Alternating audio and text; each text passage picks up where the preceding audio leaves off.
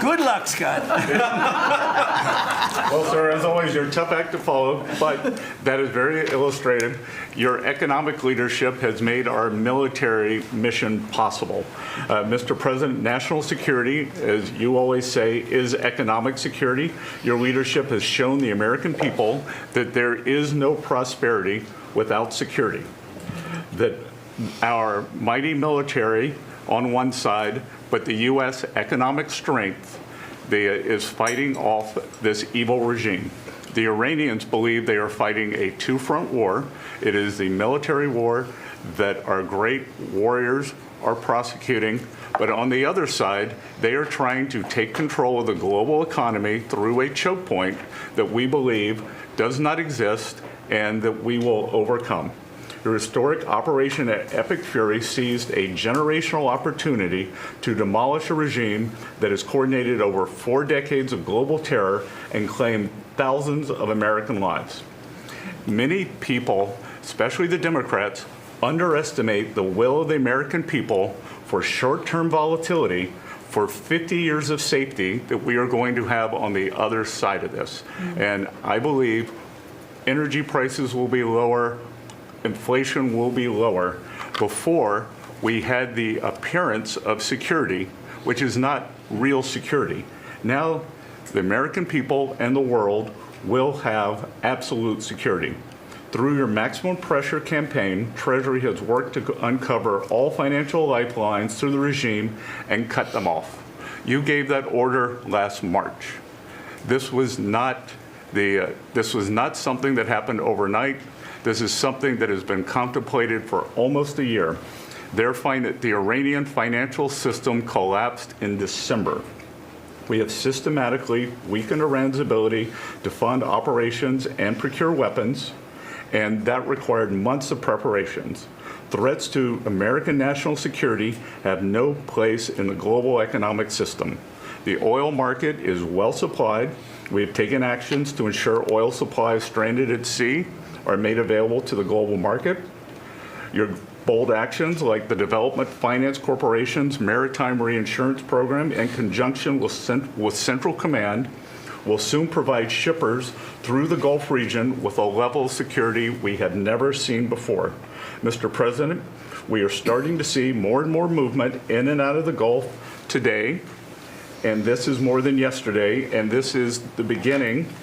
I am confident that shipping traffic will continue to increase on a daily basis, even before we secure the straits. Turning to the home front, the U.S. economy remains strong.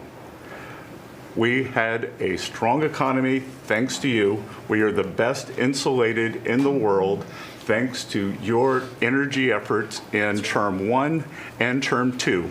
The U.S. is an energy superpower. American workers' purchasing power is finally being restored. The latest figures indicate robust real compensation increases.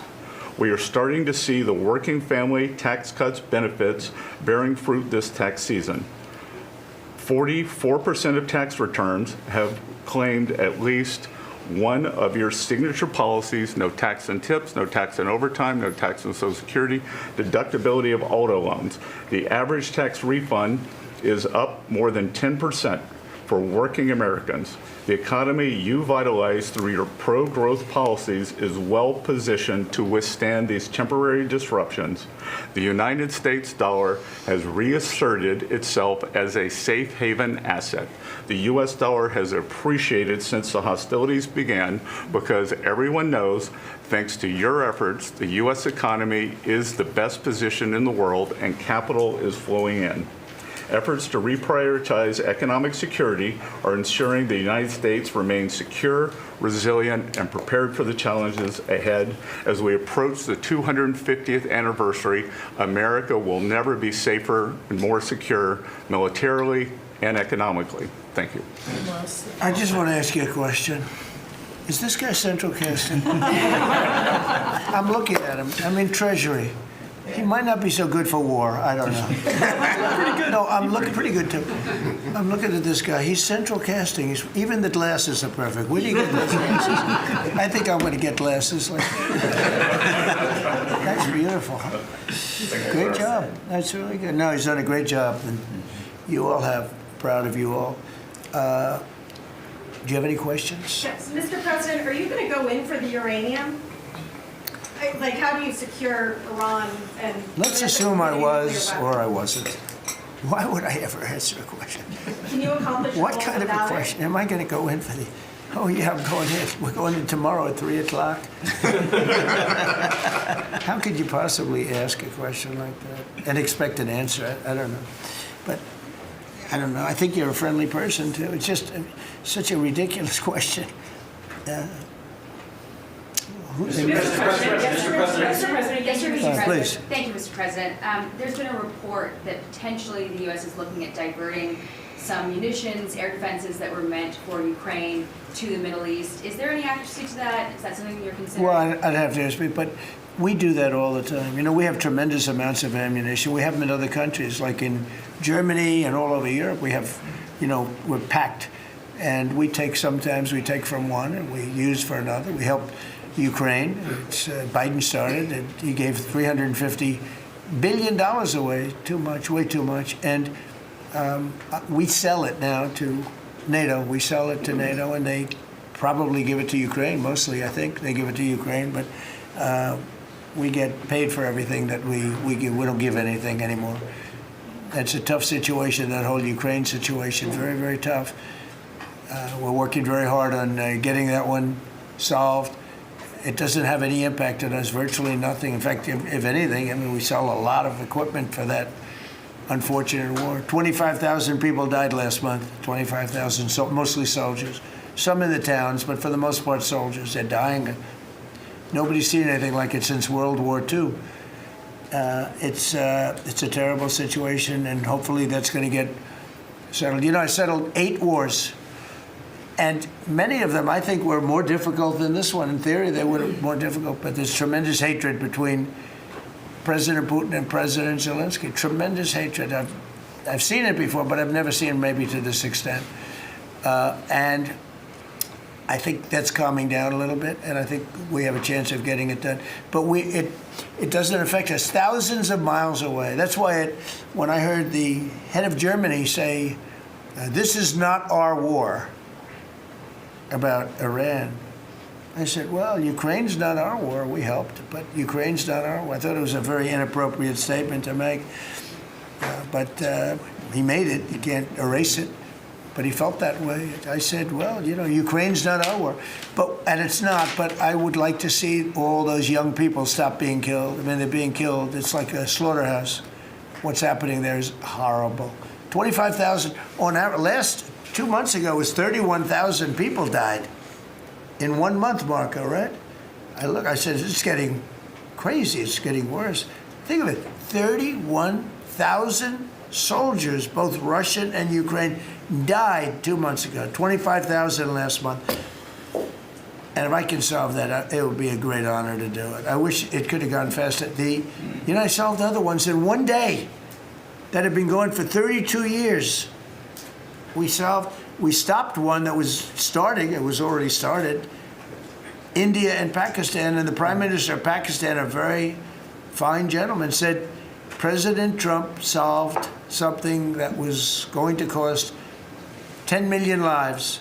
That was going to cost a lot of lives, 2 nuclear nations. And those were complicated, but we got them done quickly. This one is, it's a shame. And the only reason I'm doing it, frankly, is because I want to stop death. I want to stop the death from happening. I think I'm going to go with a man that I've missed, Brian. I haven't seen you in a long time. I miss you. He's been in a very strange location. I don't know. He's had a strange thing happen. But anyway, go ahead, Brian. Well, good to see you too. Actually, good to see the entire cabinet here. Good to see you too.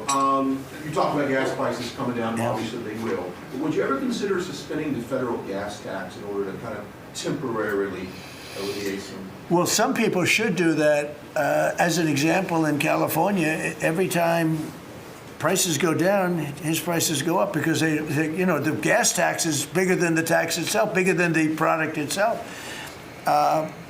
It hasn't. I mean, we've thought about it, I guess, but honestly, when I did this, I knew it was going to be a little bit, we had the greatest economy ever. We had the greatest stock market in history. I said, we're going to take a little bit of a hit, a short-term hit. It's going to end up going much higher than it was, in my opinion. I said we're going to have a great stock market. Nobody thought we could get to 50,000 or 7,000 in the respective indices. Nobody thought that was going to happen, but it did in the first year. They said it couldn't happen in 4 years, that you wouldn't hit 50 in 4 years, but you could maybe get close. We hit it in the first year. And I said, this is a good time to solve a problem that you had to solve. And that's what I did. But the gas tax, people have talked about it. It's something we have in our pocket if we think it's necessary. And if I can follow real quickly, you just recently took off, Secretary Duffy, 17,000 truckers off the road that quite frankly could not speak English, which is a safety issue. Yeah. Could we ever extend that to Uber drivers, Lyft drivers, cab drivers, for someone who takes a lot of Ubers? A lot of my drivers can't speak Oh, well, that's not good. I didn't like that. Go ahead, John. So that's a really good point. The problem is that our states are the ones that issue these licenses. So with commercial driver's licenses, we do have some federal control. But again, we have thousands of people who can't speak the language, long-standing rule, and it's a safety issue, right? If you can't understand road signs, if you can't communicate with law enforcement when you're pulled over and communicate what's on your rig, huge problem. But the last administration, Mr. President, they let truck driving schools self-certify that they were qualified to train truck drivers. And so this is like the Leering Center. So you pay $800 and you get a certificate that you passed a CDL driving school. And again, they have no skills. They don't have the knowledge and they don't have the skills. They haven't gone through any of the testing. And then they get licenses and they're killing Americans on our roads. So it's remarkable, the rot that the last administration allowed to take place. We are ending that, and I need partnership with our states. Even California started to come on board. Even Gavin has started to play ball with us, which is surprising. Shocking. Not all the way, a little bit of ball. Mr. President, yes. It's interesting because I just saw something that the nursing home business and the daycare centers in particular, they went out and inspected them in Minnesota, and they didn't exist. They're knocking on the door. He happens to be a young man, Nick, nice young man. He's done a very good job. They're knocking on doors. It's like homes. And they're getting hundreds of thousands of that. They didn't exist. And in California, it's worse. It's even worse. And I spoke with Russell Vogt. I said, Russell, don't send them any money. He said, but we have a court order that we have to. Can you believe it? A judge. The judges are really hurting this country. Our judges, Justice Roberts doesn't like when I say it, but the judges are really hurting this country. And frankly, the justices, the Supreme Court, has really hurt our country too. Mr. President, do you have a new deadline, given that there are some talks now? Do you have a new deadline before taking? No, I'll announce it. I mean, right now, you're talking about a deadline for doing some pretty big damage, even bigger than we've done. We'll see. Look, we have very substantial talks going on with respect to Iran, with the right people. You know, I told you about a present, right? Steve, can I reveal the present? You can do anything you want. Thank you. They said to show you the fact that we're real and solid and we're there, we're going to let you have 8 boats of oil, 8 boats, 8 big boats of oil. This was 2 days ago. And they'll sail up tomorrow. That was 3 days ago. And I didn't think much about it. And then I watched the news and they said, a very good anchor, actually. Happened to be Fox. But I watched it, and he said, something's unusual happening. There are 8 boats that are going right up the middle of the Hormuz Strait. 8 big tankers are going loaded up with oil right through. And I said, well, I guess they were right, and they were real. And I think they were Pakistani flagged. Yes. And I said, well, I guess we're dealing with the right people. And actually, they then apologized for something they said, and they said, we're going to send 2 more boats. And it ended up being 10 boats. All right, I hope I haven't screwed up your negotiations, but I thought it was appropriate to say, because I did taunt you the other day by saying they're going to give us a present. There were 2 illegal immigrants who were arrested at San Francisco airport for ignoring deportation orders. At the same time, as you highlighted, really great reception from American travelers for ICE agents. Is there a PR aspect of this that can allow future deportations to go on with less protesting, less outrage? Yeah, it's amazing, because by putting ICE there, look, the press was very unfair to ICE. So was everyone else. These are great American patriots. They have a tough job. They have to find murderers and take them out of our country. I wouldn't want to do it. You wouldn't want to do it. Most people wouldn't want to do it. They do it. And, 11,888 murderers. And that's murderers. That's not drug dealers. That's not lots of other things. It's not people from mental institutions. Entire jail populations were released from major countries and let into our country through the open border. And ICE has done an amazing job. I wouldn't want that job. It's a tough job, dangerous job. So what happens is, by putting them at the airport, and I just said, do me a favor, take off your masks. And they did. For that, not for when they're looking for some, cold-blooded killers and they're in the, but for that. And they did. They took them off.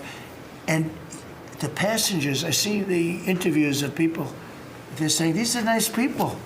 One person said, he's a very strong man, but he's a nice guy. He grabbed my bag. He helped the woman with a bag that she couldn't lift. And I'll tell you, I don't want to use the word rehab because there was nothing to rehab, but rehab from the press, because the press is so tough on them. And these crooks in Minnesota, these crooked politicians and dirty cops. They're dirty cops, they're dirty politicians. Waltz is a dirty, crooked politician.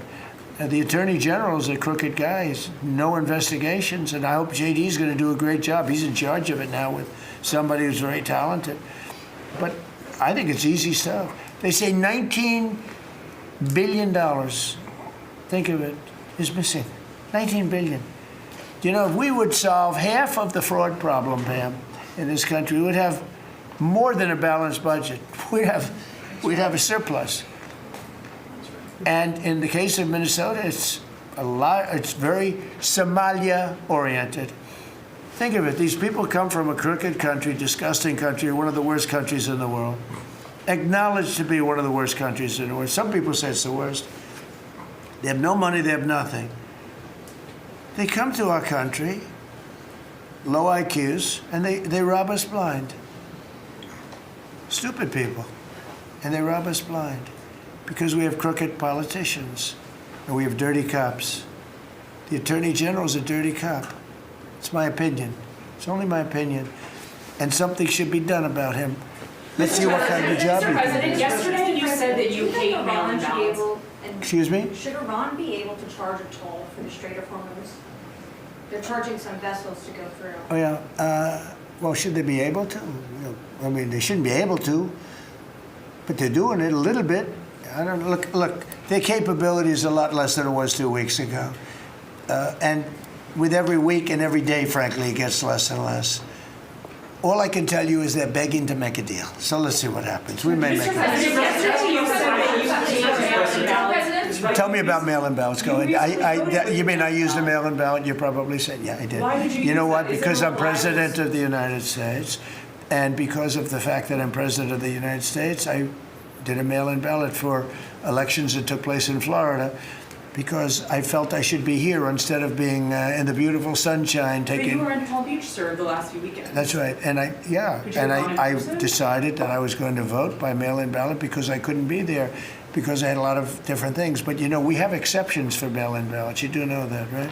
So if you're away, we have an exception. If you're in the military, we have an exception. If you're on a business trip, we have an exception. If you're disabled, we have an exception. And if you're ill, if you're not feeling good, whatever. So I was away, mostly in Washington, D.C., so I used a mail-in ballot. But I appreciate the question because I know it was so well-meaning. Yeah. Mr. President, I actually just looked up the company that owns Sharpie, and they stock turned positive after you mentioned it. Question on your end. By the way, they deserve it. Yeah, question on It's a your end. good product. So you gave a 5-day deadline. With oil tankers going through the Strait of Hormuz, is that a condition to move that 5-day deadline? Well, we don't want anything impeded. We want ships to go through. We don't know that they've dropped any mines, by the way, because we blew up all their mine droppers, right? We blew up every one of them. They're going to have to take them out on a rowboat or something. I don't know how the hell they get them out there, but we don't really know. You might speak to it. We don't know. There could be a few of them out there, but that's a lot. You know, if you have $1 billion ship and you get hit by a mine, it's not the greatest thing in the world. So if you think, the problem with that, that's not like you've decimated a military. If you think there may be a mine, that's a bad thought, and it stops things up. How are we doing in that regard, Peter? Mr. President, you're right. We have so heavily degraded their coastal defense capabilities and their naval capabilities that any strategic or operational attempts to do those types of things are extremely limited. And we continue to move over the top of that. Now, whether Iran makes a wise choice or not to try to execute that is part of how this deal comes together. But with every passing day, the military pressure that we're putting on them lessens their ability to really hold that militarily at issue. I mean, the problem with the issue of the Hormuz Straits is this. We've decimated them as a military. No Air Force, no Navy, very few rockets left. We blew up so many. Hard to manufacture them. Same thing with drones. The leadership is gone. The problem with the Straits is this.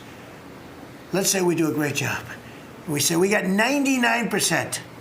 1% is unacceptable because 1% is a missile going into the hull of a ship that cost $1 billion, right? So 1% is we can't. If we do a 99% decimation, that's no good. So how much So it's really, a little bit. But I have a feeling it's going to clean up pretty quickly. How close are you to I could just say this: they want to make, and I probably hurt our little negotiation. It gives them a little impetus to say, well, I wish you didn't say that. But they said yesterday that we weren't negotiating with them, and now they admit that we were negotiating with them. So they want to make a deal. The reason they want to make a deal is they have been just beat to shit. So the Are you thinking of taking control of Iran's oil? It's an option. I mean, I wouldn't talk about it, but it's an option. Is that something you thought about? Well, in Venezuela, we've done very well working with Venezuela, certainly. We've taken in billions and billions of dollars. And by the way, Venezuela is doing better right now than they've ever done in the history of their country. And it's sort of like a joint venture. But the United States has made a lot of money, Marco, right? With it. Do you want to talk about that for a second? About Venezuela? Yeah. Yeah, I mean, I think Venezuela in the first 2 months of this year generated more revenue from oil sales than they had most of all of last year. But the money's not being stolen anymore. And it's being held in a U.S. Treasury blocked account. And to the extent it's flowing to the Venezuelan government, it's going to help people, like fund hospitals, pay teachers. It's not And we being get a stolen. lot of it. And they got more than they have in many years. Think of it. We get a lot of it. We have a deal. We get a lot of it. We had 100 million, think of this, 100 million barrels we took in the first 2 weeks. 100 million barrels. That's a lot of oil. It's a lot of ships. And we got some and they got some. We paid for the ships. A lot of money left over. And Venezuela has done better now with us. Call it a partner, call it whatever you want. We've made a lot of money, and they've made a lot of money. We've paid for the cost of that military hit many, many times over. And we've only just started. Our relationship with Venezuela has been amazing. The people, actually, I'm the highest polling person. In other words, after the presidency, I think I may go to Venezuela and run for president against Elsie. I may run against Elsie. It's an option. No, they like me in Venezuela, but it's an option for me. It's a wonderful option. Yes. There's some reports that Gulf allies are concerned about winding down the war too soon and potentially leaving Iran. Well, they probably like us to stay, but But the concern. If we don't stay, look, it's a beautiful thing about airplanes that go 2,000 miles an hour is you can get back there very quickly. If we don't stay, we're going to be protecting them. We know, they've been very good. Hey, Qatar, Saudi Arabia, in particular, Qatar, Saudi Arabia, UAE, the three of them, Kuwait, Bahrain, they've been 100%. Now, in all fairness, they could have gone the other way. They were surprisingly missiled. They were shot at. Nobody ever thought they'd be shot at. UAE had 1,400 missiles aimed at them. Fortunately, they had the greatest anti-missile weapon in history called the Patriot. Almost every single missile was shot down. We had an incident recently where 101 missiles were shot at a certain thing that we own that's very valuable. 101 missiles going 2,000 miles an hour. Out of the 101 missiles, every single one of them was shot down in midair and fell into the ocean. It's amazing technology. There's nobody has equipment like we have. Is it even possible while Iran still has that enriched uranium? Is it even possible? Well, you're going to have to see, but I think we're in just very good shape. We're roaming. You know what we're doing? You know the word roaming free? We're over their skies with the most beautiful planes you've ever seen. Roaming free, there's not a damn thing they can do about it. And it would be nice if, like the fake news New York Times, which writes so fake, and the Wall Street Journal is terrible, terrible. I mean, I read a story today that I'm desperate to make a deal. If I was desperate, he'd be the first to know. Pete, let's get the hell out of there. I'm the opposite of desperate. Mm-hmm. I don't care. I want to know. In fact, we have other targets we want to hit before we leave. We're hitting them on a daily basis. No, I don't talk about you. I can't talk about specifics. A lot of people say that wouldn't matter. Maybe it does matter. Who knows? But I wouldn't talk. It's like the question this young lady asked. Sorry about I embarrassed her. I don't want to embarrass you because I think I think she's a friendly reporter, so I'm sorry. But I can't say what we're going to do because if I did, I wouldn't be sitting here for long. They'd probably, what is it called, the 25th Amendment? They'd institute the 25th Amendment, which they didn't do with Biden, which is shocking. The hard is safe enough to leave the region because Steve said that they've got enough uranium to make 11 bombs. That's a very scary thing. So, well, again, I can't talk to you about that. You're asking me a question. You're essentially saying, will I go in and do something? I can't talk to you about that. You're looking at a coalition of ships to help, warships to help protect tankers. How close are you to getting that coalition? Well, we have a coalition for them, but they should have been up here a long time ago. And they're affected. The amazing thing is we don't need the Hormuz Strait. We don't need it. We don't need it at all. We have so much oil. Our country is not affected by this. We have twice the amount of oil as Saudi Arabia or Russia, and soon it'll be 3 times the amount. Chris, do you want to speak to that for a second? Yeah, that's correct. Our total oil production is greater than Saudi Arabia's plus Russia, and more than we consume in the United States. So we're the largest. Pretty good. Pretty you know what they call it? Drill, baby, drill. Mr. President, Anything else you want to say? Well, it's same thing for natural gas. We went, before your first term, we were the largest exporter of natural gas in the world. Today, we're just by far the largest. I mean, we're the largest importer. Now we're by far the largest exporter, and it's growing rapidly this year. New facilities are coming online. New production's ramping up. We're doing an amazing job. We're getting a lot of help from that man right over there. He's getting approvals done quickly and very environmental. He's an environmentalist, actually. He does a great job, but he gives you a fast approval or rejection. Do you have anything to say? Well, back on Venezuela, where Chris and I both had a chance to be there, I literally think they're going to put up a statue to President Trump, and I'm not it's not a political statement, it's an actual thing. So. That would be a great honor. No, because it's like they view President Trump like Simon Bowler. He's the liberator of a country, and this is a country where they love American baseball. You look on the street, they're wearing NBA jerseys, and Delcy and her team working with us, getting back. Chris and I both experienced it was the first time in Venezuelan history that they had the free press allowed to come on to essentially where the White House, the Palacio Miraflores, and it was like it was an emotional thing for people that had been for 20 years had never had a chance to be there. So whether it's and then production, it's showing up in production. The American companies that are coming back, most of those American companies have many American Venezuelan team members. One company in Houston's got 600 Venezuelan Americans that know more about reviving that industry. So their GDP is 1/4 of what it was before. They want to get back. They remember what it was. Their production on oil production is climbing towards 50% increase just in the 3 months we've been here. That flows to American refineries on the Gulf Coast, lowering the price of gas in America. So it's a Forget that. When are they going to do the statue? The hell with you.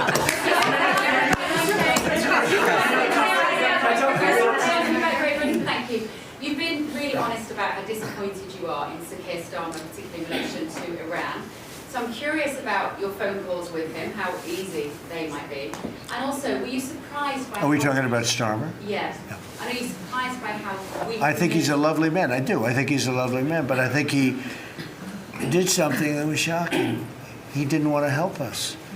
And maybe in particular that country, we were the longest bond, the longest ally. Australia too. Australia was not great. I was a little surprised by Australia. I wouldn't say anybody was great other than the 5 countries in the Middle East. We never really had very much support. We spend trillions of dollars supporting countries, and this is Little League. This isn't the big league deal. This is sort of Little League pool for us. Look, we decimated them in a period of a week. In the first week, it was over. In the first few days, it was over. I think the Navy took us 3 days to essentially annihilate that. They weren't there. So if there's ever a big one, which I hope there's not, but if there's ever a big one, I don't think they're going to be there. And that's not fair. And we have to remember that as a country, because we spend trillions of dollars protecting Europe, protecting the countries of NATO. They weren't there for us. For small time. This is small time. You know what? Venezuela is a big deal, but it's not the big one. They weren't there. So what makes you think they'd be there if we needed them for something? And your prime minister was not there, as you know. He was there after we won. He said, we'd like to send some ships. I said, we already won. We don't need them anymore. But can you explain why he was reluctant to help? Why he what? Why he was reluctant to help with Iran? He didn't have to. I didn't ask him. I just said, just tell me, no. I mean, we're always going to be there, or at least we were. I don't know about anymore, to be honest with you. I would have to be honest. We were always there when they needed help. We always would have been there when they needed help. I mean, think of it. We're there to protect Europe from Russia. In theory, it doesn't affect us. We have an ocean, big, fat, beautiful ocean. But we're there to protect NATO, to protect them from Russia. But they're not there to protect us. It's ridiculous. It doesn't make sense. I tell you, a lot of people were big NATO people. I was never big. I was okay. I got them to pay 5%. By the way, they haven't paid it yet. You know that. I got them to pay 5% from 2% to 5%. They didn't pay it yet. I got them to pay up to 2% because they weren't paying the 2%. Then I got them to pay 5%, which they should be at. And we had a lot of, that was great, only Trump could do it. But the problem is they haven't paid. Because if you look at the numbers, they haven't paid yet. So we were there for them, but they were not there for us. Did we need them? No. I never thought we needed them. I was more doing a test. I said, I really would love to have you come up. Bring your boats. You can sail through the beautiful Hormuz Straits, and you can protect people that are being shot at. They didn't do it. And that's small potatoes. Do you understand what I'm saying? Yeah, I do. Go ahead. I was just going to say, does it affect the state visit with the King that you're going to have in April? Are you looking forward to that? With the King? With the King coming here? No. He's a friend of mine. He's a great gentleman. As you know, he honored me and our country. He really honored our country. But we had an amazing time. I've known him as Prince Charles. I know him as King Charles. I'm proud of him. He's fighting a tough battle. He's tough. I think he's a fantastic. It has nothing to do with that. It's different. But And he's going to be here very soon, as you know. We're going to have a state dinner. It's going to be great. But I was very disappointed when the Prime Minister said, I won't be able to. It started with the island that the indigenous have claimed away from your country. And for some reason, you went for it. And all of a sudden, indigenous people that never saw the place, they never saw it. He was afraid that we would do something to insult, because he's a liberal. That's the way they think. And when we needed the island to land that beautiful B-2 bomber, we were told we can't use it. We'd have to fly back to Missouri, which is a 17-hour flight, as opposed to a couple of hours. And I said, you gotta be kidding. Not good. They made a big mistake. Mr. President, is the Friday deadline for Iran, is that pushed back now, and if not? I don't know yet. I don't know. Mr. Witkoff and JD and Jared will tell me whether or not they think it's going along. And if it's not going along, maybe not. And we have a lot of time. You know what? It's a day. In Trump time, a day, you know what it is? That's an eternity.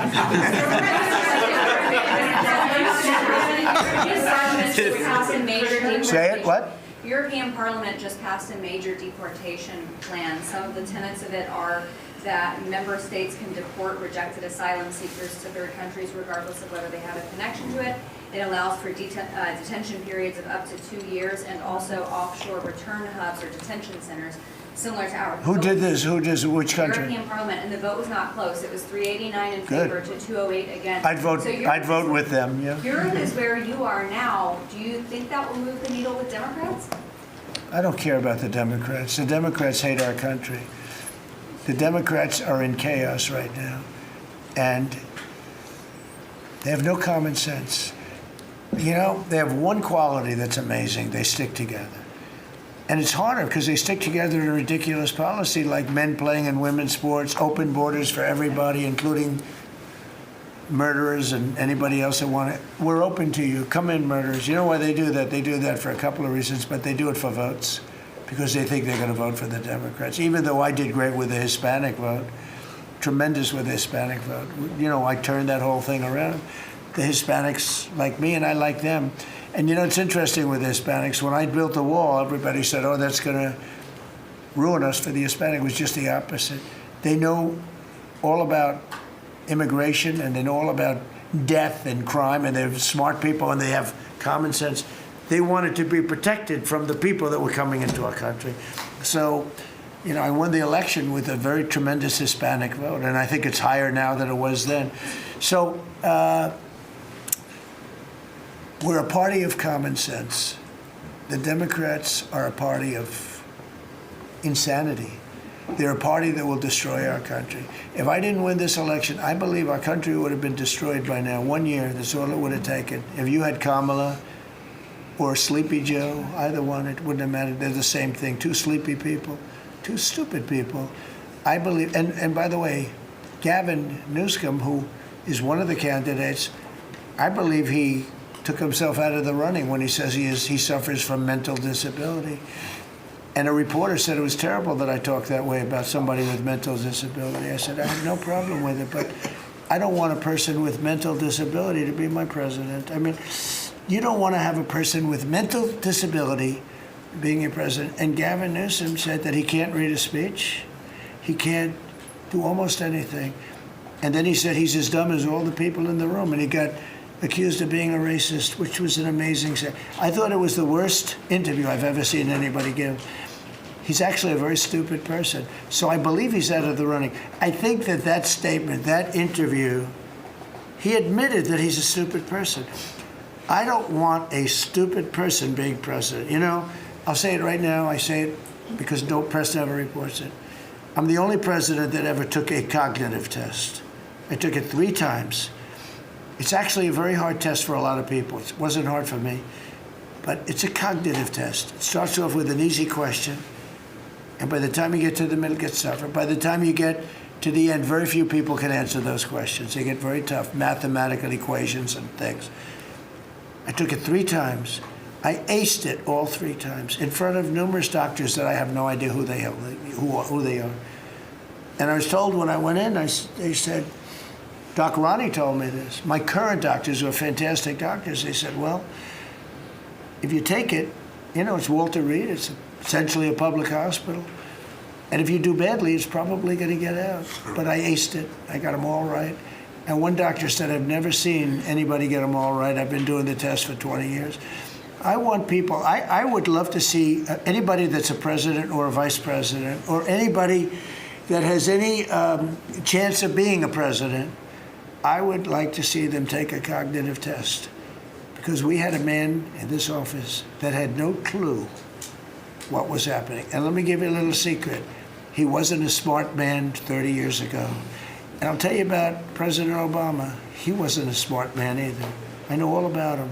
He wasn't a smart man, highly overrated. He was a great divider. And our country can't go through that anymore, can't go through. We have done an amazing job. I had to do a little stopover. I call it an excursion. I had to do a little stopover in Iran, and we had to knock the hell out of them because our country would not have been safe. The world wouldn't have been safe. I've done a great favor for the world. The world has not been reciprocal. Because when I told NATO, where we give billions and billions of dollars, trillions over the years, I said, do you mind coming up and giving us a little hand with the streets? Send up some. They didn't want to get involved. And I believe that's going to cost them dearly. Thank you very much, everybody. Thank you. Thank you very much. Thank you, Mr. President. Thank you, guys. Keep moving. Thank you. Thanks. Keep moving, guys. Hitting Iran's military capabilities at a level that few people have ever seen before. People never knew there was such a capability. We have the strongest military anywhere in the world by far. I built it during my first administration, and I used it during my second administration. Unfortunately, because I'd rather not have to use it. But it's a display of force and precision and skill like nothing the world has really witnessed, although you got a pretty good witnessing of it in Venezuela also. And that was a smaller version of what we're doing now. We're crushing their missiles and drone stockpiles, destroying their defense industrial base. We've wiped out their Navy completely, their Air Force completely. We've wiped out a large percentage of their missiles. And the missile launchers, without the launchers, the missiles don't do any good.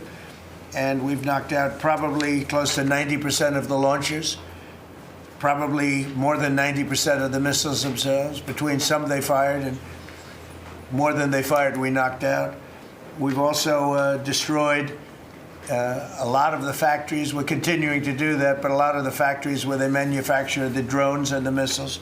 The drones, too, are way down, but the reason they're down is they go one way and they don't come back, because for the most part, we're shooting them down. But we also are able to, we've really done tremendous damage to the places where they make them. And just so we set the record straight, because I've been watching the Wall Street Journal's fake news and all these stories that get printed like, oh, I want to make a deal. They are begging to make a deal, not me. They're begging to make a deal. And anybody that saw what was happening over there would understand why they want to make a deal. But they say, oh, we're not talking to them. Anybody would know that. And only a total fool. And they're not fools. They're very smart, actually, in a certain way. And they're great negotiators. I say they're lousy fighters, but they're great negotiators.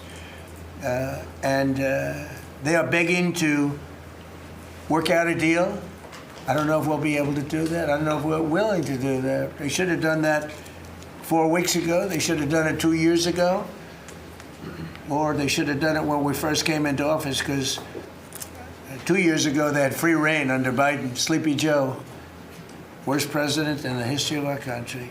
What he allowed to happen to our country at the borders, and even with a thing like this.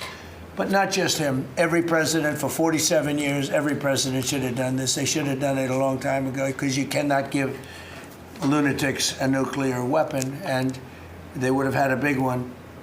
It stopped, really, when we did the B-2, but even before that, the Barack Hussein Obama, what he did where he gave them the Iran nuclear deal, gave them free will toward a nuclear weapon. Basically, he chose Iran over Israel and others that didn't want him to do it. But I terminated that deal. Had I not terminated that deal, you would have had a nuclear weapon years ago and it would have been used, guaranteed. And one of the reasons you know about the guarantee is because their neighbors were sort of like bystanders. They weren't involved very much. They didn't choose heavy sides. They didn't want to because people were concerned with Iran. There was a big black cloud over the Middle East. They were concerned, but all of a sudden the war starts and they start shooting at these five, in particular, 5 countries. They start shooting at Qatar, Saudi Arabia, UAE, Kuwait, Oman. They start shooting at them, and everybody was shocked, including us. You know why? Because they're sick, and they had a plan to take over the Middle East. And some of those missiles that were shot at them were locked long before we even started this process. They were locked and loaded and aimed at those countries. They wanted to take over the Middle East. But we happened to come along, so it wasn't so easy. So right now their Navy is sunk in the largest elimination of a foreign Navy that has taken place, maybe ever, but certainly since World War II. Their Air Force is gone. Their anti-aircraft and communications capabilities are totally dismantled. And one of the problems they do have when they deal with us is we deal with people and the people aren't able to communicate with anybody else. So, you know, because all of their leadership has been gone. The first level is gone, and they met to pick a new level, and they're gone. They're all gone because they didn't make a deal and because they're sick people. They're really sick. They're really sinister, sick people. And if anybody thinks it was okay to have a group of people like this to have nuclear capability, nuclear weapons, and if we didn't attack with the B-2 bombers, they would have had a nuclear weapon within 2 weeks of that, maybe 4 weeks. But between 2 and 4 weeks, they were planning to have a nuclear weapon. If we didn't hit them at that time with the B-2 bombers, and one of the great air raids in history, maybe the greatest, dark at night, no moon, no light, every single bomb hit its mark and just obliterated that place. So it's now buried deep under earth. And it was an amazing thing, but they would have a nuclear, and they would have used it without question. And you know that because why did they shoot all these countries that weren't even really involved with them? They weren't involved. They had no big problems because they're sick, because they want to take over the Middle East, not just Israel. Certainly Israel would have been the first on their list. They would have used nuclear weapons, a nuclear, you don't need too many of them. But they would have used a nuclear weapon on Israel, and they would have used it on the neighbors, and then they would have come after us. And if we had a weak president, they would have done great damage. But fortunately, you don't have a weak president. I knew what was happening.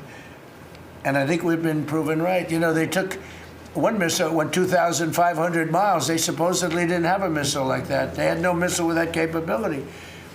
But they shot the now famous Ireland, the island that the UK was very afraid to give us because they didn't want to get dragged in.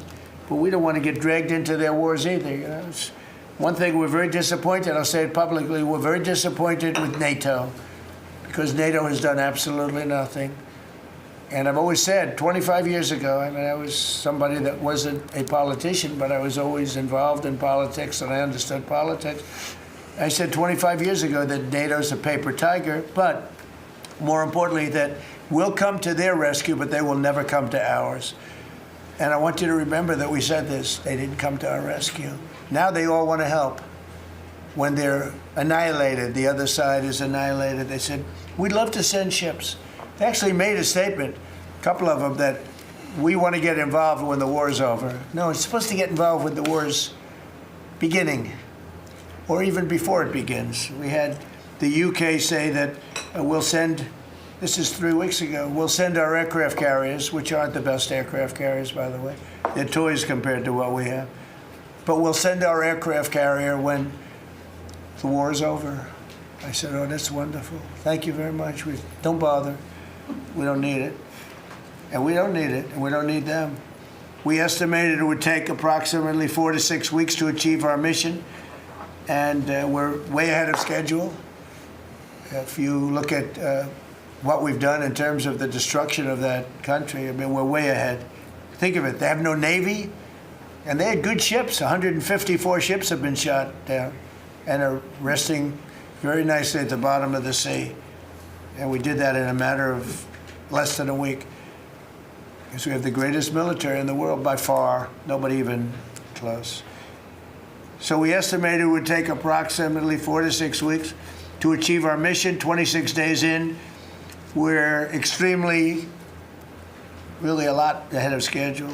The Iranian regime is now admitting to itself that they have been decisively defeated. They're saying to people, this is a disaster. They know it. That's why they're talking to us. They wouldn't talk otherwise. But they're talking to us because they've got a disaster in their hands. They're defeated. They can't make a comeback.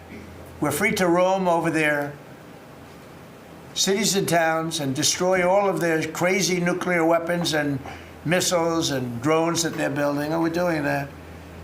They now have a chance to make a deal, but that's up to them. And they'll tell you, we're not negotiating. We will not negotiate. Of course they're negotiating. They've been obliterated. Who wouldn't negotiate? They are begging to make a deal. We'll see if we can make the right deal. And if they make the right deal, then the strait will open up. Hormuz Strait will open up. And even now, we don't know if there are any mines. You know, they have 22 they call mine droppers. Think of it. Who would have 22 mine droppers? There's a boat that drops mines. Who has 22 mine droppers?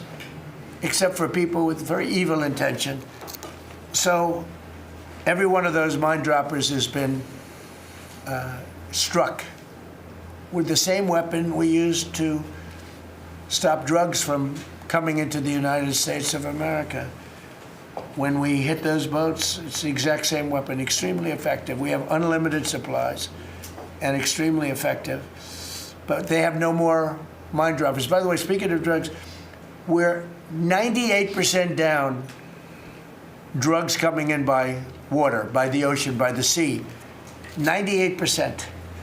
And we're trying to find out who are the 2% because we think they're the bravest men anywhere in the world. Maybe women. But whoever's on those boats is very brave or doesn't watch television. But where drugs coming in by sea, coming in by water, are 98% down. And now we'll stop the drugs coming in by land. The land is the easy one. You had to stop the water. A lot of it came in through the water. Now it's all pinched. And these people are trying to come in by land. And we will, that's it. That's the easy one. But we had to take care of the water first. Nobody's coming in. Virtually nothing is coming in anymore. It was hundreds of millions of dollars a week were coming in by water. But they now have the chance, that is Iran, to permanently abandon their nuclear ambitions and to chart a new path forward. We'll see if they want to do it. If they don't, we're their worst nightmare.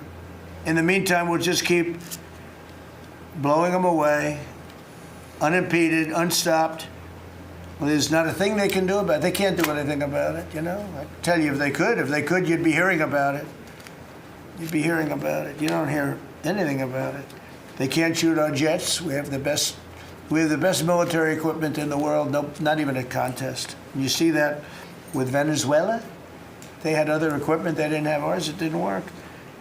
Didn't work. Think of it. We did the situation in Venezuela. It was a great military operation, getting a very, very dangerous man who's killed a lot of people, forced people into our country. Incredible. He emptied his prisons in Venezuela, emptied his prisons into our country, and I hope that charge will be brought at some point, because that was a big charge that hasn't been brought yet. It should be brought.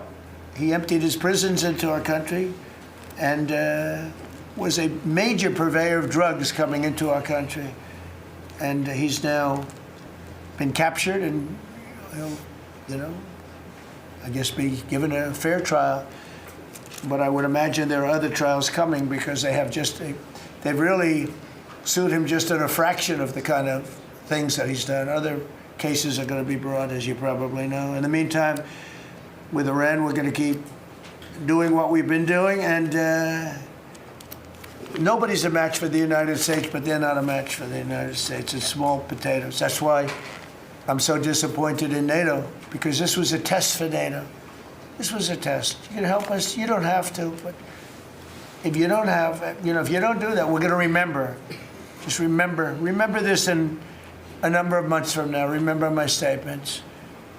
They have an expression, a great expression, never forget. Never forget. So as we end threats to America abroad, we're focused here at home on building the greatest economy in the history of the world. Now, before this started, the Dow hit 50,000. The S&P hit 7,000. Both of those achievements were not achievable. Every one of you, most of you, I guess, said you'll never hit 50,000 during a 4-year period because it was too high a number. Well, we hit it in our first year. And I said, well, now we have to take an excursion to Iran and we have to stop this maniac who's no longer with us. The supreme leader wasn't so supreme, no longer with us. It's very sad. But we have to stop him from blowing up the world, blowing up the Middle East, and blowing up our country. And we did that. And frankly, I thought the oil prices would go up more, and I thought the stock market would go down more. It hasn't been nearly as severe as I thought. I think they have confidence in maybe the American president and maybe the people sitting around this table. But Americans filing their taxes this year are receiving record-setting refunds. It's been a very big story. Well, it should be a big story. I don't think you write about it that much, but I speak about it. I speak about it because if I speak about it, at least people hear. You don't write about it.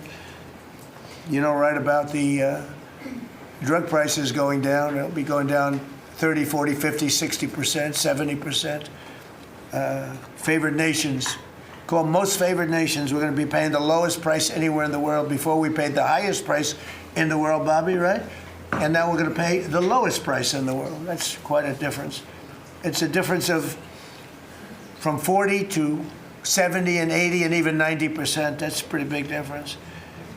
But we're slashing regulations and investment is pouring in from all over the world. We have the most investment of any country in history has been put into our country in the last year. And again, we had to take a little detour. Won't be long. Going to end soon. We had to take a little detour, go to Iran, and we had to put out a fire. Very dangerous fire that could have blown up big portions of the world, if not the whole thing.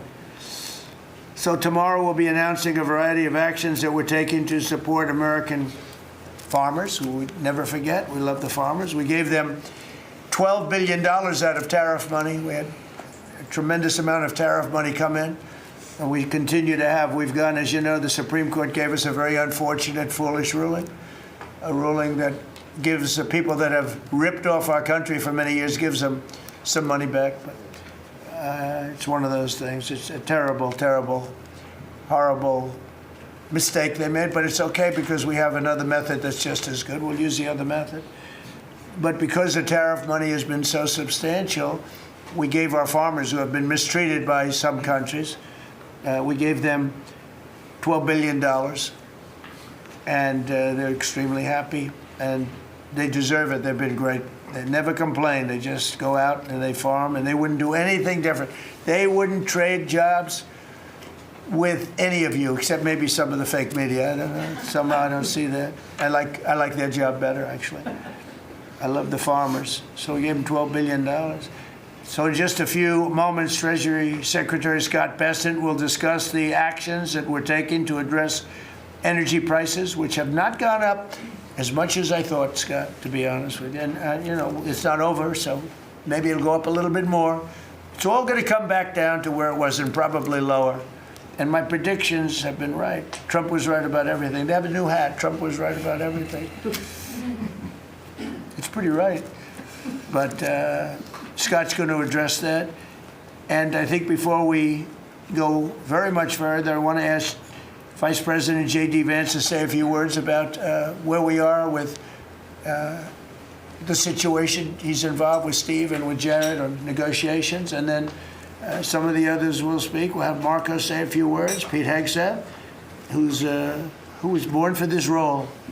I mean, he's doing a great job. They gave him a hard time. And now people, I'll tell you, somebody came up to me yesterday, gave you a very hard time, said, I made a mistake. Pete Hegseth is doing a good job. Thank you, sir. So when I tell you who, you're not even going to believe it. He said, Hegseth, he gave you such a nasty hard time. But you're doing great. And then Steve is going to speak, and Scott will speak last. And if we have any questions, we'll take some questions. You may have questions. I doubt it, but you may have some. So, JD, please. Yes, sir. Well, thank you. It's good to see everybody. Proud to be part of this team. Proud to be serving the president of the country. Let me just say a couple things. The first of all is the president summarized this very ably. But look, the Iranian conventional military is effectively destroyed. They don't have a navy. They don't have the ability to hit us like they could have even a few weeks ago. And what that does is that gives us options, Mr. President. Now, there's been a lot of reporting about diplomatic options, about negotiations. There's, of course, Pete and his team. There are further military options. But what we have now that we didn't have when the president took over just a little over a year ago is the ability to use every tool at our disposal to ensure that Iran doesn't get a nuclear weapon. Because when I say options, I think it's important the American people know options for what? And it's options to ensure that Iran never has a nuclear weapon. You talk about people who walk into a crowded supermarket and have a vest on, and they blow up the vest and a couple of people get killed, and that's a terrible tragedy. What happens when what's on the vest is not something that can kill a couple of people, but can kill many, many tens of thousands of people? That is the most important American national security objective that exists for any administration at any time, is you don't want the worst people in the world to have a nuclear weapon. That's why the president is doing this. That's why the president cares so much about this particular issue. I'll let Steve talk a little bit about the details of the negotiation, but the last thing I'll say before I turn it over to Marco is I'm very mindful, of course, that we have a lot of folks overseas fighting very ably for the United States of America. I know Pete and the whole team, we're very proud of them, but they're fighting at a time where we are about to enter as Christians the most important week of the Christian calendar, the Holy Week that celebrates the return of Jesus Christ to Jerusalem. And so I want to say to all of my fellow American Christians, but particularly those serving in the Gulf, that I wish you all a very blessed Easter, a very blessed Holy Week, and we continue to stand behind you and continue to support you every step of the way. Thank you, sir. Thank you very much. Marco? The most important job any president has is to keep the American people safe. And every president says it, but we have a president that means it and does something about it. As the president outlined very clearly to the world on the night this operation began, Iran has been at war with the United States for 47 years. For 47 years, Iran has been killing Americans and attacking Americans across this planet. And other presidents had an opportunity to do something about it. And they all warned about how Iran was dangerous, but they refused to act. And this president's not someone that's going to refuse to act. He's not going to leave a danger like this in place. He's going to address it, and that is what he is doing. From the very first night of this operation, the president made it very clear. People like this, and now what I'm talking about is not the people of Iran. The people that run this country are radical Shia clerics. These are religious fanatics. Look what they are doing now. At their weakest point, this is the weakest Iran has ever been, and look at what they're doing. They're attacking embassies. They're attacking hotels. Imagine what these people would do if they had a nuclear weapon. That is an unacceptable risk for the world. By the way, the president's not just doing a favor to the United States and to our people. This is for the world. He defined very clearly on the first night of this operation what the goal was. We were going to destroy Iran's navy, and that is happening. We were going to, if it hasn't already happened, I'll let Pete speak to the specifics of it. We were going to destroy their missile launching capabilities. We're well on our way to achieving that goal. We were going to destroy the factories so they couldn't make more missiles and more drones, and that is moving forward. Every single objective the president clearly laid out on the first night of this operation is being effectuated. Again, Pete will speak to the specifics of it. This has been an incredibly successful operation. Every day, it may not get covered because, we're unlike them. We're not bombing embassies and hotels. We're hitting military targets. But every day, the Department of War lets the drummer get wicked over every portion of Iran that has these military capabilities, and the results are going to bear fruit for the world. The world is going to be a safer and a better place when President Trump's mission here is achieved. And frankly, I think countries around the world, even those that are out there complaining about this a little bit, should actually be grateful that the United States has a president that's willing to confront a threat like this and not allow it to continue to persist. Because these people will kill as many Americans as they have a chance to do, and if they have a nuclear weapon, as the Vice President pointed out, they could kill millions of Americans in the future, and that is a risk that was not going to continue to exist as long as we had this president. Thank you, Marco. You know, it's very interesting because yesterday I was watching, is it Anthony Blinken? And he was saying that they should have done it. But they didn't do it. Nobody did it. Nobody did it. For 47 years, Marco, that's the number, 47. I guess now it's 48 because we've been saying 47 for a long time. It's probably 48. But for 47, 48 years, every president should have done this. And some are saying now that they made a big mistake in not doing it, but we're taking care of business. Steve Witkoff, please. Mr. President, it is my distinct honor to be a member of your cabinet and to report to you and your team on our negotiations with Iran. Mr. President, you directed Jared and I to pursue a diplomatic resolution with Iran prior to Operation Epic Fury, which we did. However, it became quite clear during these meetings with the Iranian negotiating team that we could not make a deal that fulfilled your objectives of the following: no enrichment whatsoever, no chance of weaponizing whatsoever, decommissioning of Fordo, Natanz, and Esfahan, which you destroyed in Operation Midnight Hammer, no stockpiling of any material, which they flagrantly violated, turning all enriched material over to us, and a cutback in Iran's missile inventory and range capability of those same missiles. Throughout our meetings with the Iranians, we heard the following from them. The Iranians have the inalienable right to enrich. Then we heard they possessed enough 60% enriched material, 460 kilograms, to make 11 atomic bombs. Finally, we heard the following statement. They would not give up diplomatically what we could not win militarily. In other words, they were again miscalculating the success of Midnight Hammer, which was a total success. These are incontrovertible signs, among many other signs, sir, that their regime had not given their negotiating team authority to make a deal required by you. We conferred with you and all the other members of your foreign policy team, Susie Wiles, Pete Hegseth, the chairman, Marco Rubio, JD, Scott Bessent, Chris Wright, John Radcliffe, throughout all of these negotiations, and we were repeatedly rebuffed on everything we asked for. I have no doubt that we exhausted all efforts on behalf of a peaceful resolution, as you directed. Jared and I both agreed that the Iranians were there to buy time until a weaker president arrived. This was a flawed strategy, as your clear direction was to never allow Iran to obtain a nuclear weapon today or any time in the future. Against that backdrop, and our compelling military successes in Epic Fury, we have had multiple reach-outs from the region and others who want to play a role in ending this conflict peacefully. I can report to you today that we have, along with your foreign policy team, presented a 15-point action list that forms the framework for a peace deal.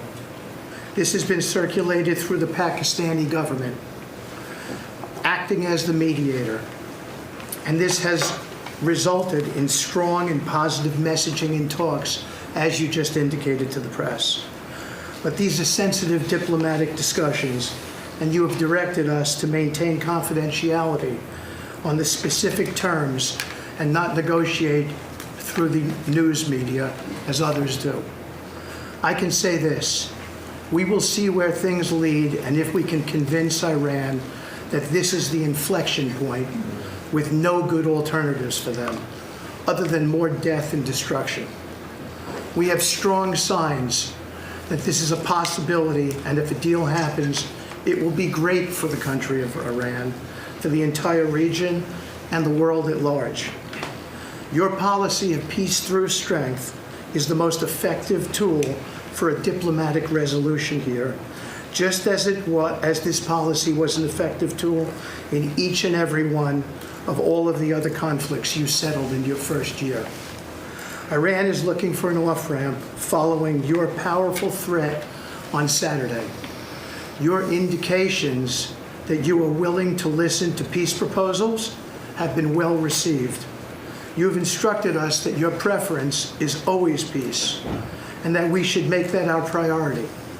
We have delivered that message, sir, along with the 15 points for peace. Finally, we have told Iran one last thing. Don't miscalculate again. Good. Thank you very much. Good job. Doing a great job. Everybody around this table is doing a great job. Pete Hegseth, please. Mr. President. I'll start kind of where you left off, Mr. President. Thank you for doing the work of the free world and having the courage to step up and stop the Iranian terror regime from holding the world hostage. That's really what it is. And 27 days ago, Iran had a modern military. Never in recorded history has a nation's military been so quickly and effectively neutralized. Operation Epic Fury is not an endless war. It's a decisive campaign with clear objectives to destroy Iran's offensive military capabilities and ensure they never obtain a nuclear weapon. This is stuff for the history books. This is stuff for legacy. Mr. President, you are acting now to ensure future generations do not have to live under the threat of a nuclear-armed Iran. However, you wouldn't know it if you listened to the dishonest hate Trump media, as you referenced. The folks here in the room, these cameras, they have a choice. You're either informing the American people of the truth or you're not. Because I hear it from my people every day. Behind every headline you write, there's a helicopter crew in the air. And behind every news banner you write, there's a battalion on the move.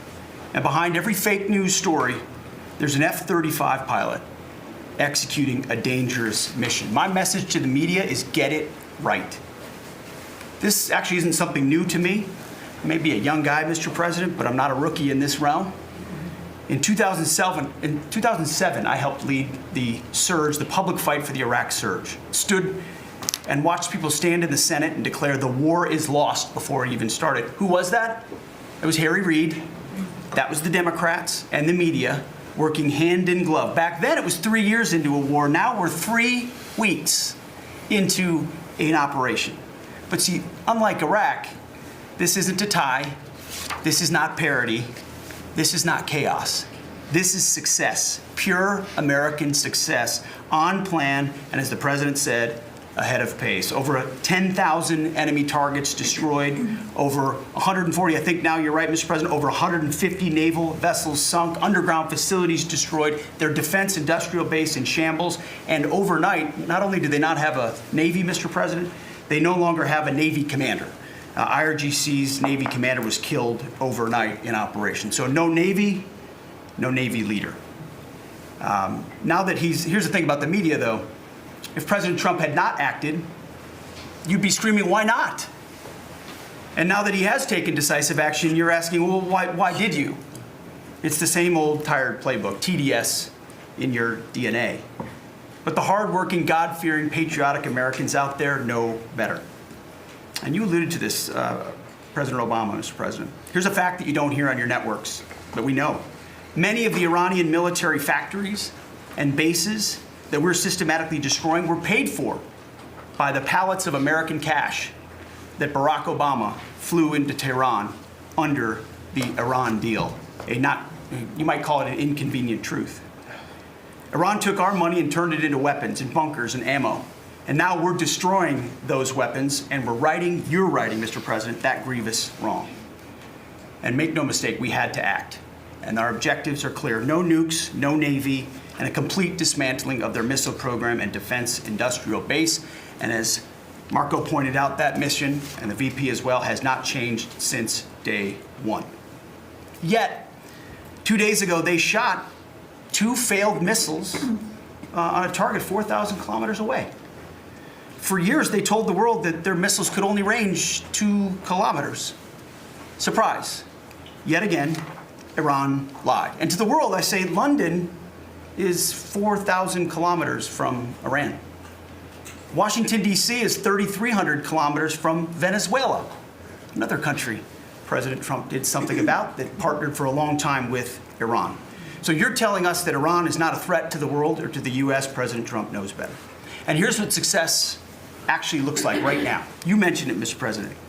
A-10 Warthogs, if you know them, you love them, and Apache helicopter gunships are flying strike missions inside Iranian airspace and throughout the Strait of Hormuz at will. See, you only send these slow, low-flying, close air support platforms when the enemy has no meaningful air defenses left. Their presence is proof that Iran's air defenses are gone. Their command and control is shattered, their top leaders hiding in underground bunkers, while their mid-level commanders are being crushed in the field, the morale of their fighters plummeting, and we see that disconnect daily. They're privately admitting, as you said, Mr. President, very heavy losses. We know that. President Trump has given us a clear mission. Our capabilities are only going up and Iran's are plummeting. We are here to win, and we're full speed ahead. So, Steve, we appreciate your efforts. We pray for a deal, and we welcome a deal. And we have the ultimate deal maker to make it happen. But in the meantime, as I said yesterday, the Department of War will continue negotiating with bombs. War is negotiation by other means. And finally, I want to thank our incredible troops, our pilots, crews, sailors, refuelers, air defenders, the absolute best of America, the real 1% of our country. This president, President Trump, has your back. And I know this cabinet prays for you every single day. And we ask the American people to do the same as they continue in this mission. God bless. Thank you. Thank you very much. It's great. I think before I ask Scott to say a couple of words, it would be great if people like the mayor of Chicago and the governor of Illinois would say, please come in and stop the crime. A beautiful young lady was killed the other day, and the father was a very good friend of Dan Scavino, and he took it very hard. Dan took it very hard, like the father, friends. They grew up together, and it's a young lady whose life would be saved if we did what we did as an example in Washington, D.C., which is now a safe city. All the time, people come up to me in the building, people that work here, they say, thank you so much. I know immediately what they're talking about. They're able to walk to work. They walk to work. You all walk to work. Some of you were mugged. I know you told me stories. Some of you were mugged.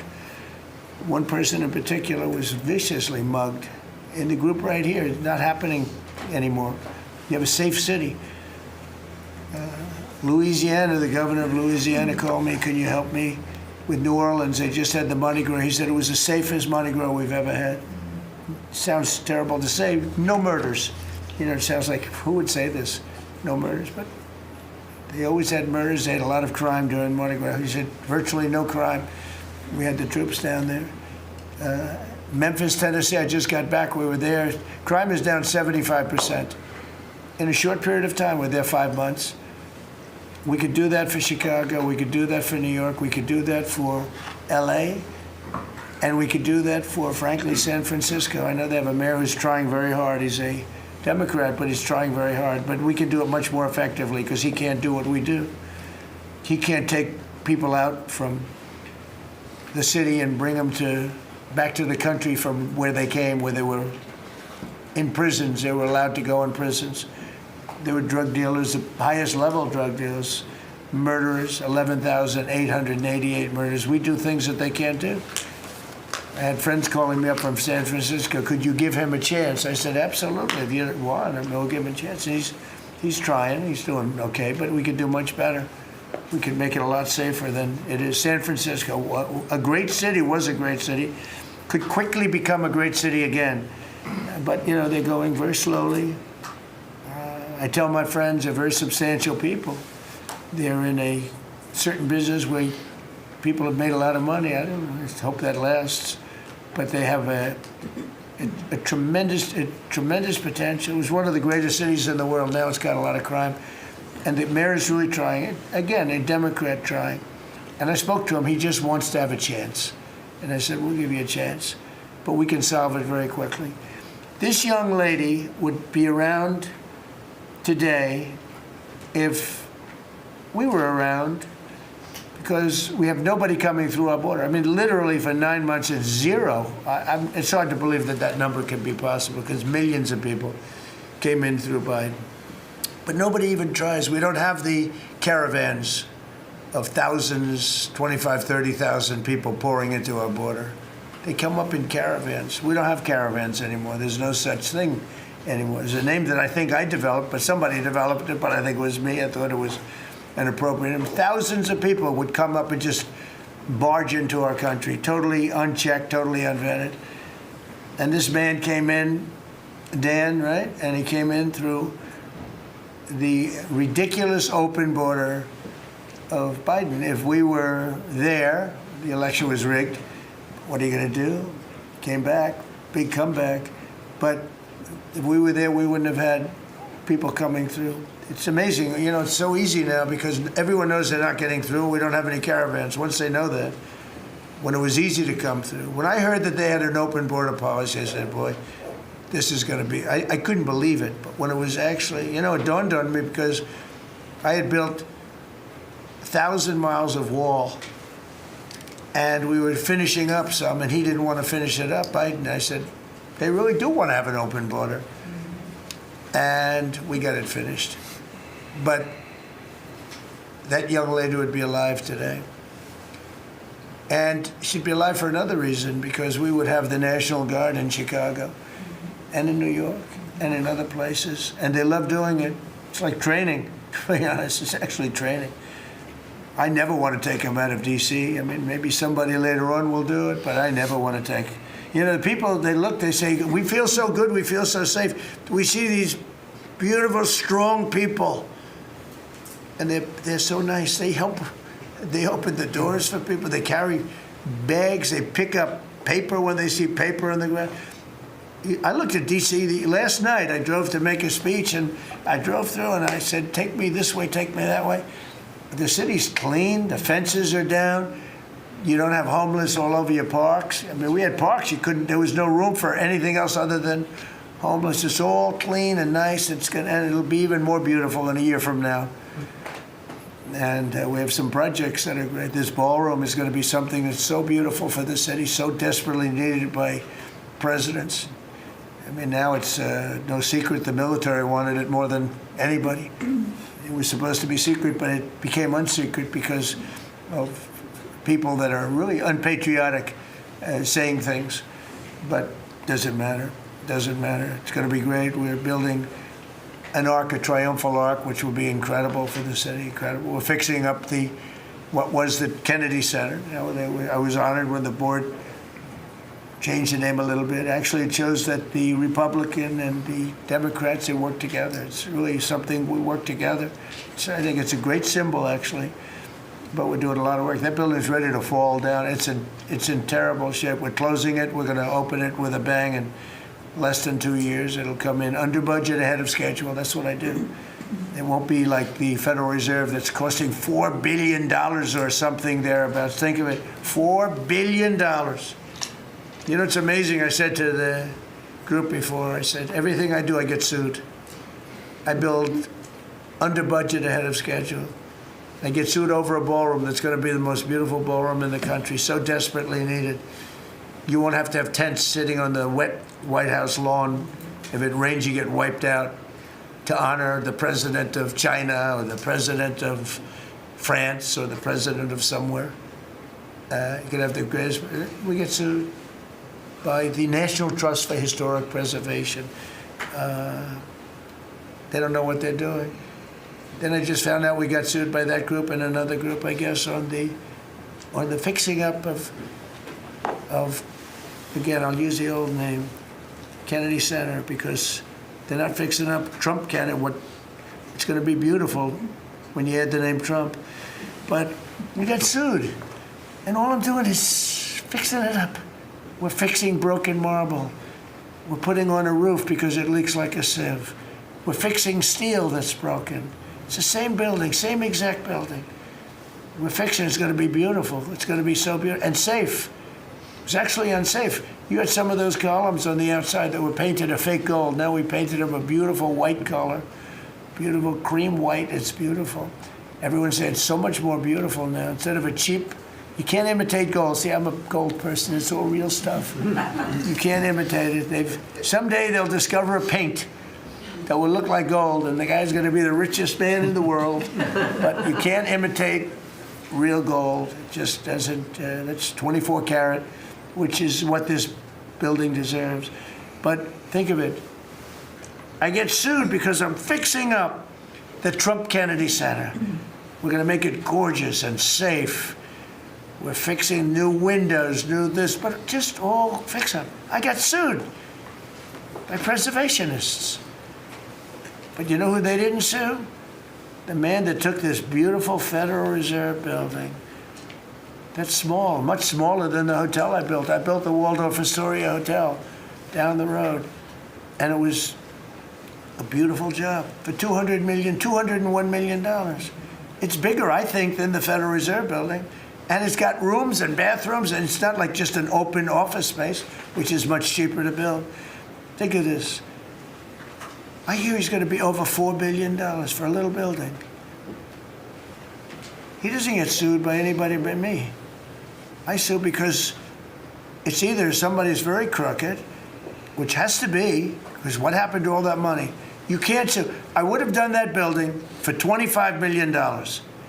It's going to cost maybe $4 billion, and we have a great new person coming in to take over the Fed. And Kevin may not ever have an office, because I don't know if they're going to be able to build. I passed that building the other day. It's a see-through. You know what see-through means? There's no walls up. And they're going to spend. But the National Trust for Historic Preservation, which is a joke, by the way, they didn't sue that building. They didn't sue anybody. But they sue me, and I build. And by the way, my buildings, it's all donations. Rich people and people are putting up the money. Zero taxpayer dollars. Is that right, Scott? Zero taxpayer dollars. This stuff is all done for free, and I get sued.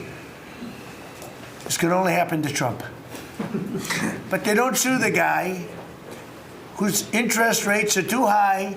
That's why we call him Too Late. His name is Jerome Powell. We call him Jerome Too Late Powell. And done a terrible job. He suffers from Trump derangement syndrome, as he probably should, because I hit him pretty hard. But so I don't blame him. But they don't sue a man who has taken this gorgeous building, ripped it down from the inside, taking ceilings that are as beautiful as you've ever seen, taking the ceilings down instead of leaving them, taking walls down that were 2 feet thick of solid concrete and plaster, replacing them with 6-inch walls with no insulation. I said, let me ask you, are you going to put insulation in? No, it's not in the budget. Oh. Insulation costs $5. Now you're going to hear the guy next door. If he's next door to me, I'll be able to hear his military plan. I'll know exactly. If Lutnick is in there, I'll say, oh, I know exactly what Lutnick's got planned. It's the craziest thing I've ever seen. They've ripped this gorgeous building apart, and you can never build it again. I could, but it costs a lot of money. But a normal person can never build. So you're going to have crummy little walls, a flat little ceiling eventually, but right now you don't have anything. And nobody sues this guy. And then when Jeanine Pirro, working with Pam and others, has the courage to sue to find out what happened to maybe $4 billion and a building that may never be occupied by Kevin Warsh. She may never get there. We're going to have to find him some space in the White House. We'll put him in the basement of the ballroom. But when, now think of it, when Jeanine Pirro and Pam and the group, when they bring a suit, It's like, oh, this terrible thing. And then we have a judge that attacks us. So we've got to get our priorities straight, you know. It's a very sad thing that's happened with the Fed. And then just one other thing very quickly, you have Gavin Newsom in California Railroad. That's 100 times over budget. It's out of control. It was supposed to go from the middle of San Francisco to the middle of LA. Well, now it stops way short of both. It now goes into areas that nobody ever heard of. It's billions and billions of dollars over budget, years and years, maybe decades late. And that's why we have a country that has a lot of problems, you know. We have incompetent people. It's all people. Think of this, Federal Reserve, I would have had that building done for $25 million. I would have, if I did it, it was up to, somebody else would have done it for more. So maybe 50. But you could have done that building, if it was properly done and planned, you would have done that building for, I would have done it for $25 million, and it would be better. It would be better. See this pen right here? This pen is an interesting example. It's the same thing. So this pen is very inexpensive, but it writes well. I like it. But I can't have the pen the way it was. You know what it is. I don't want to give too much publicity, but they do treat me well. Sharpie. So I came here, they have $1,000 pens. And you know, you hand pens out, you're signing and you hand them out, you're handing them to all these people. Sometimes you have 30, 40 people. And they were $1,000 a piece. Beautiful pen, ballpoint. 1,000, it was gold, silver, gorgeous. But I'm handing out to kids that don't even know what they're, what is this, Mommy? It's kids. They're getting a pen for $1,000. They have no idea what it is. And I feel guilty because I'm like, you know, I'm by nature, I don't, you know, it's the government. I love the government like I love myself economically. I want to save money. So I'm saying, this is crazy. And it had another problem. They didn't write well. So I take it out and I sign and there's no ink. And I got all you people looking and you say, there must be something wrong with Trump. And I'm signing and there's no ink in the pen and it costs $1,000.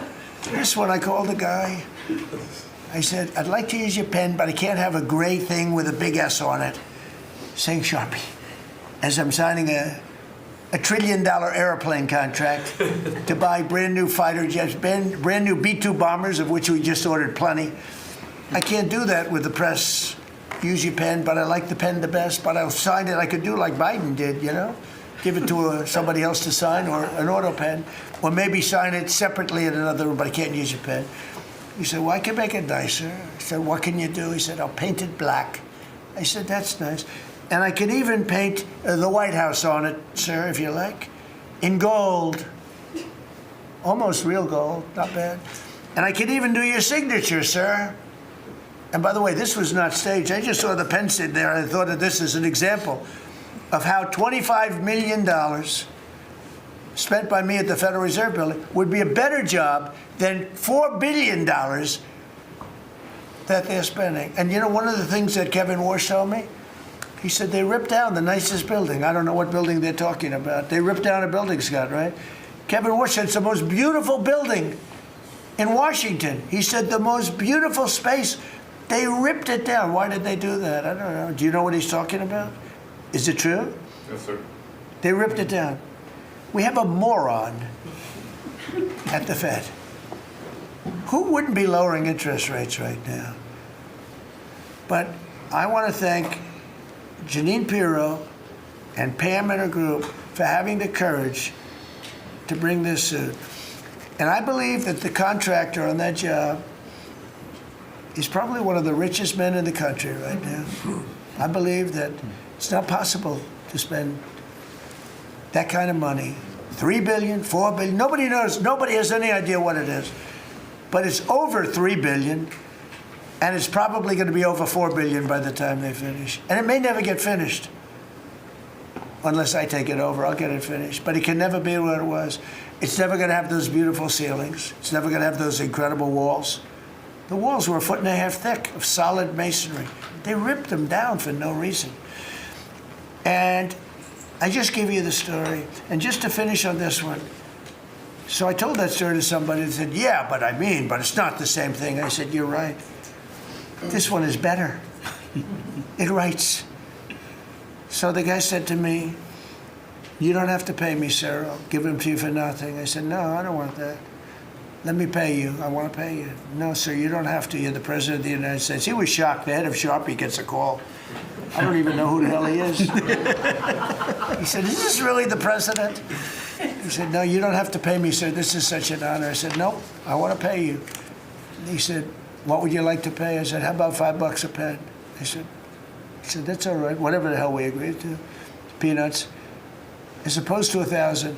And these were $1,000 pens.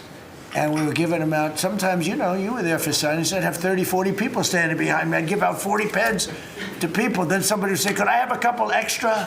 This way, I'd go like this. "Here, you want 5? Here, take 5. But the bottom line is, they're better pens. It's a business story.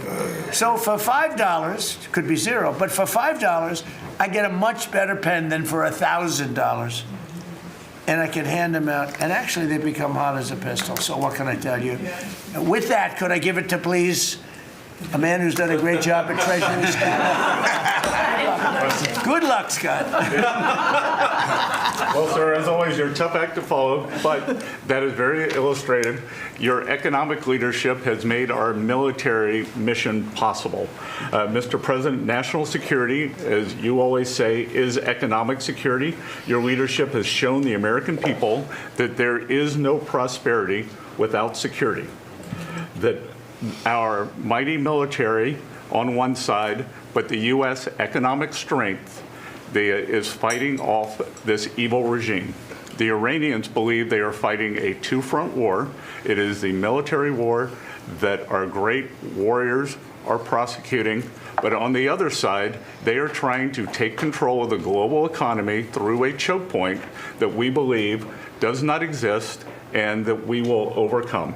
Your historic Operation Epic Fury seized a generational opportunity to demolish a regime that has coordinated over 4 decades of global terror and claimed thousands of American lives. Many people, especially the Democrats, underestimate the will of the American people for short-term volatility for 50 years of safety that we are going to have on the other side of this. And I believe energy prices will be lower, inflation will be lower before we had the appearance of security, which is not real security. Now, the American people and the world will have absolute security. Through your maximum pressure campaign, Treasury has worked to uncover all financial lifelines through the regime and cut them off. You gave that order last March.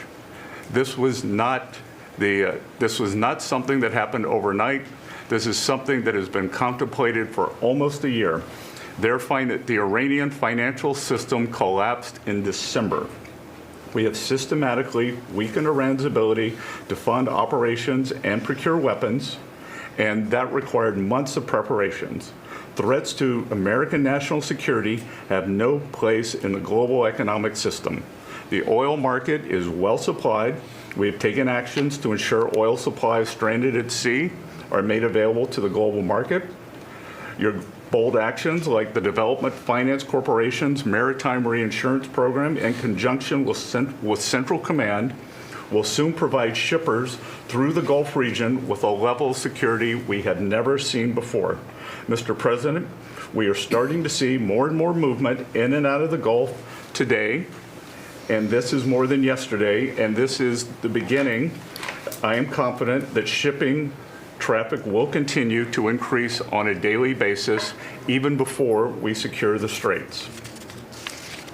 Turning to the home front, the U.S. economy remains strong. We had a strong economy thanks to you. We are the best insulated in the world thanks to your energy efforts in Term 1 and Term 2. The U.S. is an energy superpower. American workers' purchasing power is finally being restored.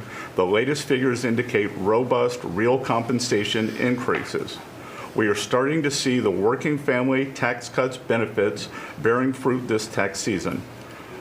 44% of tax returns have claimed at least one of your signature policies: no tax on tips, no tax on overtime, no tax on Social Security, deductibility of auto loans.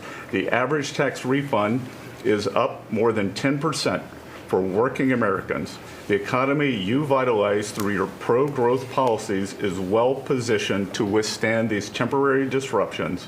The United States dollar has reasserted itself as a safe haven asset. The U.S. dollar has appreciated since the hostilities began because everyone knows, thanks to your efforts, the U.S. economy is the best position in the world and capital is flowing in. Efforts to reprioritize economic security are ensuring the United States remains secure, resilient, and prepared for the challenges ahead.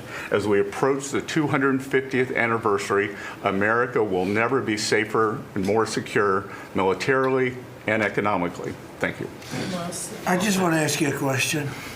Is this guy central casting? I'm looking at him. I'm in Treasury.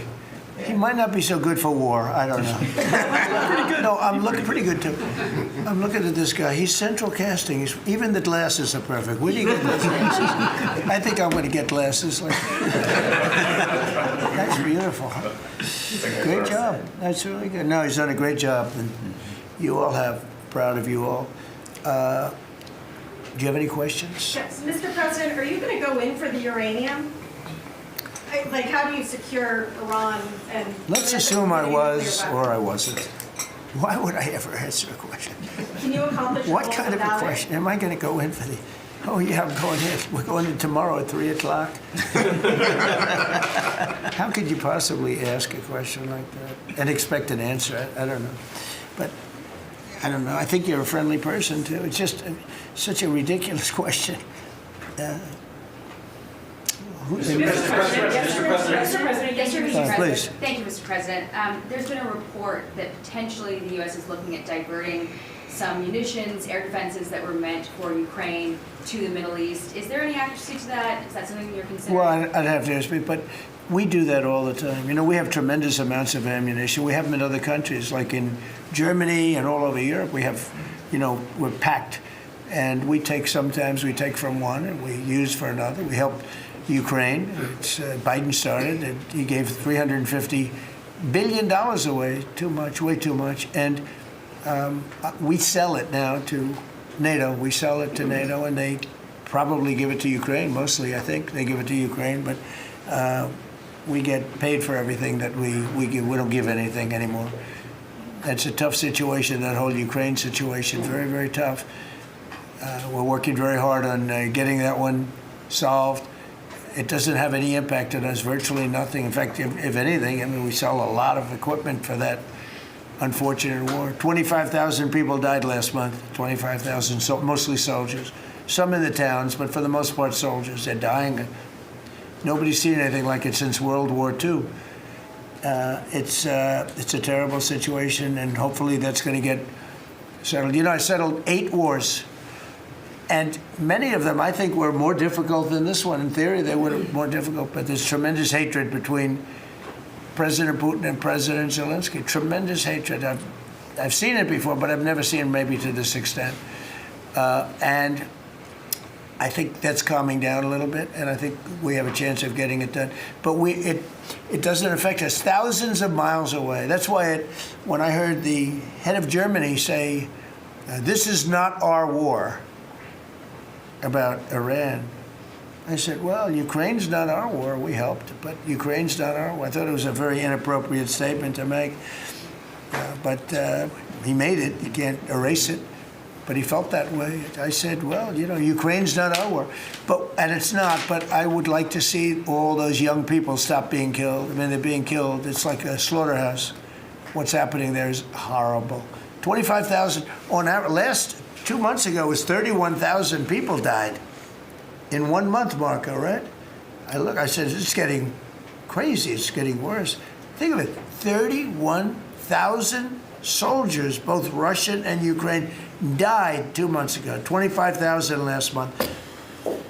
And if I can solve that, it would be a great honor to do it. I wish it could have gone faster. I solved other ones in 1 day that have been going for 32 years.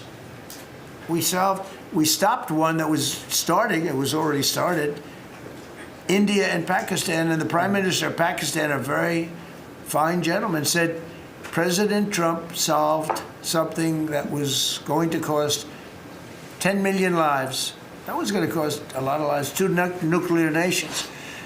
And those were complicated, but we got them done quickly. This one is, it's a shame. And the only reason I'm doing it, frankly, is because I want to stop death. I want to stop the death from happening.